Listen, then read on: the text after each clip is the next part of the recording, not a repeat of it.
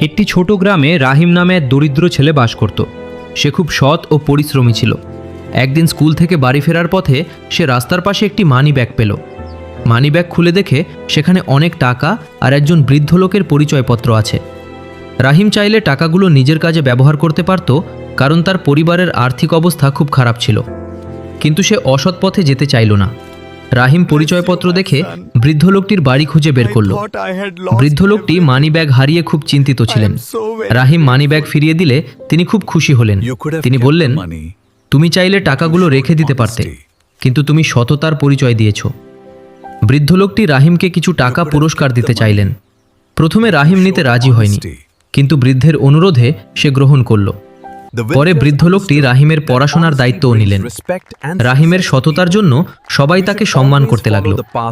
গ্রামের মানুষ বুঝতে পারল সততা মানুষকে সম্মান ও সফলতা এনে দেয়। তাই আমাদের জীবনে সব সময় সৎ পথে চলা উচিত।